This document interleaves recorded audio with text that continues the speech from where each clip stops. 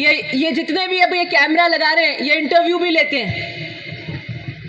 Interview इन्होंने लिया कि आप भाजपा वालों से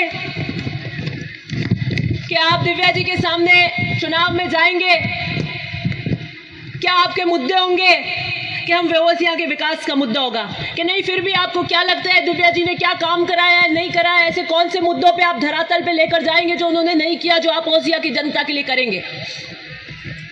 तो जवाब दिया कि काम तो उन्होंने कराया है लेकिन अपने लोगों का कराया है। मैं इनका धन्यवाद इस बात का दो कि मैंने विपक्ष को यह कहने पर मजबूर कर दिया कि दिव्या मदेरणा ने काम कराया। नकार नहीं सकते कि मैंने काम नहीं कराया, क्योंकि मैंने असीम काम कराया है, इतना काम कराया है कि अगर वो ये कह दें कि दिव्या मदेरणा ने काम नहीं कराया तो बिल्कुल सफा झूठे बचते हैं। अपने लोगों का कराया है। तो ये मुझे बताइए, ये पंचायत भवन क्या इसमें सिर्फ कांग्रेस के लोग आएंगे? वो नवीन पटवार मंडल जिसका सृजन हमने किया है, क्या उस पटवार मंडल के हेडक्वार्टर पे क्या सिर्फ कांग्रेस के लोग जाएंगे? क्या ये 10वीं से 8वीं से 12वीं और 5वीं से 8वीं जो स्कूल हुई है, क्या इसमें सिर्फ कांग्रेस के बच्चे पढ़ेंगे? क्या ये रोडें का जाल जो हमने बिछा दिया, जो आपके अगर ये अभी बता रहे थे 2 घंटे लगते हैं, अब आधे घंटे में आप पहुंचेंगे। खुदा ना करे किसी की ऐसी मेडिकल की दुविधा हो, लेकिन हो तो आप शत अपनी उस सुविधा को ले सकते हैं। क्या सिर्फ कांग्रेस के लोग उस पर लाभ लेंगे? क्या ये जो बड़ी एसआर में ढानी ढानी कर रही हूं, क्या इसकी पाइपलाइन से सिर्फ कांग्रेस के घर पे पानी जाएगा? बताइए, आप मुझे जवाब दीजिए। जो 132 और 33 केवी के जीएसएस दिए हैं, जो आने वाले यहाँ के 20-30 पंचायतों के अंदर, तिवरी के इस पूरे ब्लॉक के अंदर किसानों को निर्बाध बिजली देंगे, क्या सिर्फ उसकी उपलब्धि का उसका श्रेय सिर्फ कांग्रेस के घरों में जाएगा? क्या वो करंट सिर्फ कांग्रेसियों के दौड़ेगा? क्या सिर्फ उनकी ट्यूबवेल चलेगी उनसे? जवाब नहीं है देने के लिए। इतना असीम काम मैं काम करा कर लेकर आई हूं। मैं कार्यकर्ता के मान सम्मान को रखना जानती हूं, मैं वोट के मान सम्मान को रखना जानती हूं। मैंने आधी लिस्ट पढ़ी है, पढ़ी नहीं है पूरी। मैंने कहा ये यहाँ पे बैनर लगा रखा है, पूरी इसकी कर रखी है। मेरे पिता ने अपने कार्यकाल में कोई उद्घाटन नहीं किए थे और मैंने भी 5 साल लोकार्पण शिलान्यास नहीं किए, क्योंकि मेरे पिता की एक गूंज अनुगूंज बनकर मेरे कानों में गूंजती है कि पत्थर पे नाम लिखाने से दिल में नहीं बसा जाता। जनता जानती है कि काम किसने कराया है, जनता के दिल में बसना आना चाहिए। ये तो क्या है कि सरपंचों का प्रेशर रहता है हमारे पे कि साहब हमारा भी नाम आ जाए, हमारे को आपने कोड से प्यार से इतना चाव दे के चीज किया है तो हम मीटिंग कराएं, कोड करना चाहते हैं। ये उस प्रेशर में करना पड़ रहा है मेरे को। मैं बिल्कुल भी लोकार्पण पत्थर लिखाने के पक्ष में नहीं हूं, क्योंकि ये ग्राम पंचायत की एसआर की जो ऊंचाई है उसे पानी जाएगा तो वो अपने आप बताएगी कि किसने दिया है। जब बिजली की करंट दौड़ेंगे तो वो अपने आप बताएगा कि किसने दिया है। वो मांडिया का हौद वो सारा ओसिया जानता है और मारवाड़ के अंदर आने वाला पूरा पीएचडी जानता है कि वो किसने दिया, किसके हाथ से काम हुए।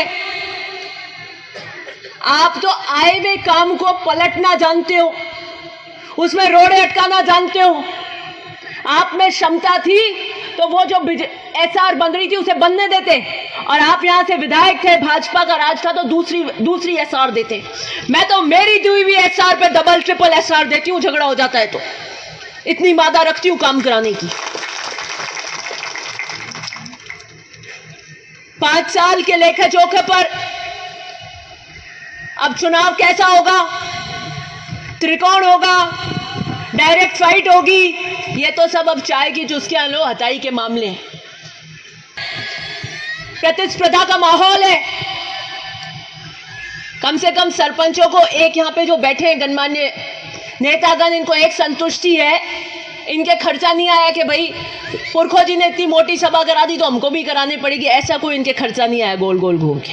लेकिन वह भाजपा के कैंडिडेटों के साथ क्या हो रहा है, एक ने खर्चा कर दिया, उसके कंपटीशन हो गया, वो कह रहा मेरे को खर्चा करना पड़ेगा, वैसा का वैसा प्रोग्राम तो नहीं कर सकते, कोई दूसरा सूप का लाके प्रोग्राम करते हैं, वो कोई तीसरा सूप का लाके प्रोग्राम करते हैं। एक के 20 लाख खर्च हो गए तो अगले के 15 लाख तो खर्च होने ही होने। एक कंपटीशन हो गया, कोई मामला उठ गया, एक ने अपनी उपस्थिति दे दी, ये यूट्यूबर पहुंच गए, इन्होंने लाइव दिखा दिए, इनके चैनल पे कर दिया कि फलाना पहुंच गए, हैशटैग तो दूसरा देखता है कि अरे ये पहुंच गए, वो भी जल्दी भागता है अपना योगदान कैसे कि हमने अगर उस यज्ञ में आहुति नहीं दी तो टिकट कट जाएगा।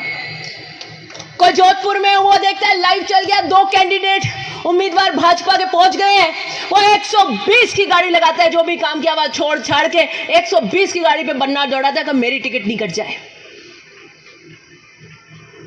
ऐसे नहीं, और ऐसे नहीं आते वोट आते हैं मन में बसता है उससे। मैं चुनाव लड़ूंगी, आने वाला ओसिया का चुनाव त्रिकोण होगा कि डायरेक्ट होगा, काम के आधार पर लड़ूंगी, अपनी कार्यशैली के आधार पर लड़ूंगी। मैं चुनाव लड़ूंगी अपने विश्वास पर, मैं चुनाव लड़ूंगी जनता के विश्वास पर, और मैं चुनाव लड़ूंगी ओसिया के रचनात्मक काम के आधार पर, मैं चुनाव लड़ूंगी ईमानदारी के आधार पर, मैं चुनाव लड़ूंगी जो वादे पूरे कर आई हूं, जिसमें कोई वादा खिलाफी नहीं है, उसके आधार पर। चुनाव लड़ने की अटकल आती है मेरे को। मुझे राजनीति में 2010 में मैंने पहले जिला परिषद का चुनाव लड़ा, अब 23 में दूसरी बार विधायक का चुनाव लड़ूंगी। लेकिन मुझे राजनीति के सब फेरबदल कहां पे क्या है वो सब आते हैं अच्छी तरह। अभी मुझे गाड़ी में कोई बता रहे थे कि किसी बड़े नेता ने कहा कि चुनाव में हम कोई खाना पीना नहीं करेंगे, वोट देना हो तो दो। तो मैंने कहा हम तो 70 साल से यही करते आए हैं, ये कौन सा नया नुस्खा है? ये जो राजनीतिकरण, पैसे की राजनीति का चलन आया है, ये जो नए पैसे कमा कर आते हैं, जो सोचते हैं कि हम सीरा कर देंगे, बसें लगा देंगे, जीवन में बुला लेंगे, वापस छोड़ देंगे और वोट की जेली अपने पास में लेकर उस पर पट्टा करा लेंगे, ये उनकी बेवकूफ़ी होती है। लोकतंत्र में वोट ऐसे नहीं आता। क्या लोकतंत्र में वोट को इतना सस्ता समझा है कि आप लोगों को एक सीरा जमाया और आप बिक गए? इतना सस्ता हो सकता है लोकतंत्र में वोट? वोट आता है भावना से, आता है स्नेह से, आता है कार्यशैली से, आता है काम से आता है। मैं 5 साल के लेखा, मुझे खुशी है कि आज 5 साल के लेखा जोखा जब देने आई हूं तो मेरी आवाज में एक आत्मविश्वास है कि मैं वादे पूरे कर आई हूं, मैं विकास के सारे काम पूरे कर आज आपके बीच में आशीर्वाद लेने आई हूं। और ये 5 साल पूरे होने पर अब आपका जिम्मेदारी बनती है कि 5 साल के इस कार्यकाल में मैंने आपको कोई झटका नहीं लगने दिया, मैंने आपके कोई कमी नहीं आने दी,